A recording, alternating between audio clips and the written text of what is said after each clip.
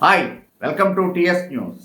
Double hat trick విజయాలతోటి అవకాశమే లేదు అనుకున్నటువంటి దాన్ని సాధ్యం చేసుకొని ప్లే ఆఫ్లోకి ఎంటర్ అయింది బెంగళూరు.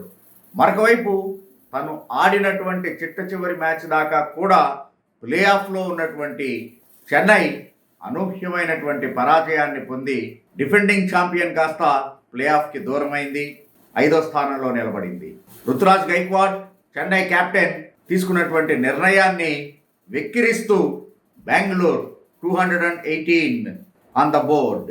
టాస్ గెలిచినటువంటి గైక్వాడ్ ఎందుకు ఫస్ట్ ఫీల్డింగ్ చేయాలని నిర్ణయించుకున్నాడు అనేటువంటిది బహుశా గైక్వాడ్ దగ్గరే ఆన్సర్ లేదేమో. కష్టమైనటువంటి ఒత్తిడిలో ఉంటుంది బెంగళూరు. మరొక వైపు ఓడిపోయినా కూడా 18 రన్స్ డిఫరెన్స్ తోటి లేదా 18.1 ఓవర్స్లో సాధించాలి చేస్తే కనుక అనేటువంటి డబుల్ ప్రెషర్లో ఉన్నటువంటి బెంగళూరుకి బహుశా బంగారు పళ్ళెంలో పెట్టించిందేమో విజయాన్ని చెన్నై. మొట్టమొదట బ్యాటింగ్ చేయి, వాళ్ళు 19th ఓవర్లోనో 20th ఓవర్లోనో విజయాన్ని సాధించినా కూడా వచ్చినటువంటి ఇబ్బంది ఏమీ లేదు. సో అలాంటిది గైక్వాడ్ ఎందుకు ఆ నిర్ణయం తీసుకున్నాడు అనేటువంటిది $1 మిలియన్ క్వశ్చన్. నిజంగానే చెన్నై అభిమానులు, ధోని అభిమానులు చాలా నిరుత్సాహానికి గురైనటువంటి మ్యాచ్ అది. ఎందుకంటే ధోనికి ఇదే చివరి ఐపీఎల్ అనేటువంటి స్పెక్యులేషన్స్ నడుస్తున్నటువంటి సందర్భం. ఫైనల్స్ చెన్నైలోనే జరగనుండటం.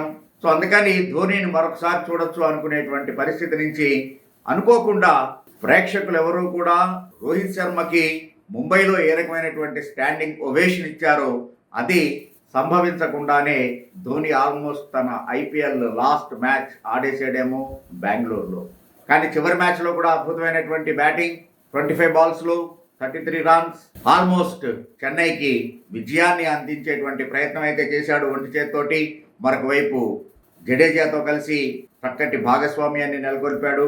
ధోని 20వ ఓవర్లో అవుట్ అయ్యేటప్పటికి 19.2 ఓవర్స్లో ధోని అవుట్ అయ్యాడు యష్ దయాల్ బౌలింగ్లో. అప్పటికి క్వాలిఫై కావటానికి అఫ్కోర్స్ 190 దగ్గర వికెట్ పడింది. సో ఇంకా 11 రన్స్ కనుక సాధించేట్లయితే చాలు, ఓడిపోయినా కానీ క్వాలిఫై అవుతుంది. 4 balls 11 runs. Shardul Thakur 2 balls waste చేశాడు, 2 balls ఓన్లీ 1 run. సో జడేజాకి మిగిలినటువంటిది సాధ్యం కాలేదు. At the end 22 balls 44 runs నాట్అవుట్గా నిలబడ్డాడు జడేజా.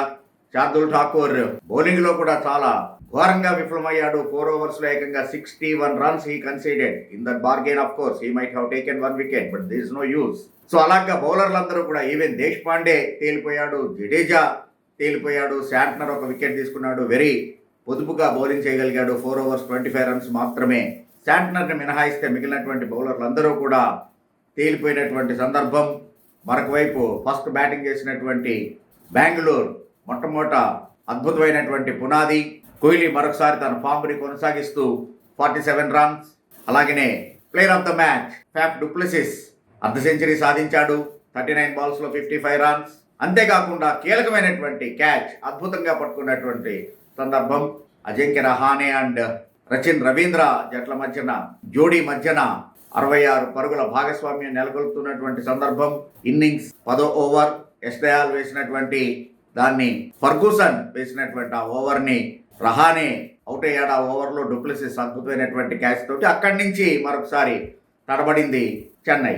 సో ఓవరాల్గా కెప్టెన్గా 100 marks డూప్లెసిస్కి, బ్యాట్స్మెన్గా అండ్ ఫీల్డర్గా అద్భుతంగా రాణించడంతో ప్లేయర్ ఆఫ్ ద మ్యాచ్. ఆ తర్వాత చివరిలో రజత్ పటిడార్ మరొకసారి దూకుడిని చూపించాడు. అలాగనే cameo innings, Dinesh Karthik, Maxwell and Cameron Green. So ఈ రకంగా ఓపెనింగ్ జోడీ అవుట్ అయినా కూడా పోరాడితే పోయేదేముంది అనేటువంటి ఒక టెంపర్మెంట్ని చూపించినటువంటి బెంగళూరు బ్యాటర్లు తలో చెయ్యి వేసి ఆల్మోస్ట్ అసాధ్యమనేటువంటి టార్గెట్ని ప్రత్యర్థి ముందు పెట్టగలిగారు. ఓవరాల్గా 218 runs సాధించారు. కానీ 201 runs సాధిస్తే చాలు అనేటువంటి పరిస్థితిలో మొట్టమొదటి బాల్కే మ్యాక్స్వెల్ ఇన్నింగ్స్ని బౌలింగ్ని ప్రారంభం చేశాడు. మ్యాక్స్వెల్ వేసినటువంటి ఆ షార్ట్ పిచ్ బాల్ని ఫైన్ లెగ్ దిశగా పుల్ చేసేటువంటి ప్రయత్నం. యష్ దయాల్ అద్భుతమైనటువంటి లో క్యాచ్. దాంతో మొదటి బాల్కే అవుట్ అయిపోయాడు రుతురాజ్ గైక్వాడ్. కెప్టెన్గా ఫెయిల్యూర్. టాస్ గెలిచినటువంటి తర్వాత సరైనటువంటి నిర్ణయం తీసుకోలేకపోవటం, బ్యాట్స్మెన్గా నిలబడి జట్టుని ముందుండి నడిపించాల్సినటువంటిది ఫస్ట్ బాల్కి అనవసరమైనటువంటి షాట్కి ప్రయత్నం చేసి ఫెయిల్యూర్. ఈవెన్ డారెల్ మిచెల్ చాలా ఇబ్బంది పడ్డాడు. నెంబర్ 3లో వచ్చి అతను కూడా అవుట్ అయిపోయాడు. 19 రన్స్కే 2 వికెట్స్ కోల్పోయినటువంటి దశ నుంచి రచిన్ రవీంద్ర అండ్ అజింక్య రహానే ఈ రోజున దూకుడుగా కనబడ్డాడు. 33 రన్స్ 22 బాల్స్. చక్కటి భాగస్వామ్యం నెలకొల్పబడుతున్నటువంటి తరుణంలో కోర్స్ ఫర్గూసన్ ఆ జోడీని విడదీశాడు. ఆ తర్వాత రవీంద్ర చక్కగా ఆడుతూ 67 రన్స్ సాధించాడు 39 బాల్స్లో. కానీ అనవసరమైనటువంటి రన్అట్ అవటం జడేజాకి రవీంద్రకి మధ్యన సరైనటువంటి సమన్వయం లోపించడంతో రన్అట్ అయ్యాడు. అది చెన్నైని మరింత ఇబ్బంది పెట్టింది. ఈవెన్ రవీంద్రకి రన్అట్లు అవటం చాలా కామన్గా మారింది. సో రన్నింగ్ బిట్వీన్ ది వికెట్స్లో ఖచ్చితంగానే అతను మెరుగుపడాల్సినటువంటి అవసరం ఉంది. ఏదైనా కానీ ఈ ఏడాది చెన్నైకి దొరికినటువంటి ఒక new player, talented Rachin Ravindra అని చెప్పుకోవచ్చు. ఓవరాల్గా జడేజా ఒక ఎండ్లో ఇచ్చేశాడు. కానీ Shivam Dube total failure, 15 balls 7 runs. That hurted Chennai. ఇక్కడ గమనించాల్సినటువంటిది కెప్టెన్ తీసుకున్నటువంటి నిర్ణయాలు, బౌలర్లు చేతులు ఎత్తేయటం, ఆ తర్వాత ఇంపాక్ట్ ప్లేయర్గా వచ్చి ఏమాత్రం ఇంపాక్ట్ని క్రియేట్ చేయలేకపోయినటువంటి శివం దూబే కూడా చాలా చాలా బరువయ్యారు చెన్నైకి. మొత్తం మీద డిఫెండింగ్ ఛాంపియన్ తన టైటిల్ని నిలబెట్టుకునేటువంటి ప్రాసెస్లో ప్లే ఆఫ్కి వెళ్ళాలి, కానీ అది సాధించలేకపోయింది. కానీ బెంగళూరుని ఖచ్చితంగా మెచ్చుకొని తీరాలి. అద్భుతమైనటువంటి బ్యాటింగ్, బౌలింగ్, ఫీల్డింగ్, ఒక కసి, ఒక ఫైర్ వాళ్ళలో కనబడుతూ ఉంది. ఎట్లయినా సరే ఈసారి కప్పు కొట్టాలి అనేటువంటి ఫైర్. దాంతో వరుస విజయాలను నమోదు చేసుకుంటూ దానికి పునాది వేసినటువంటిదే హైదరాబాద్. ఏదైనా కానీ ఆ అవకాశాన్ని ఉపయోగించుకుంటూ డబుల్ హ్యాట్రిక్ విజయాల్ని నమోదు చేసుకున్నటువంటి బెంగళూరు ఫ్యాన్స్కి hats off. Thank you. Thanks for watching TS news.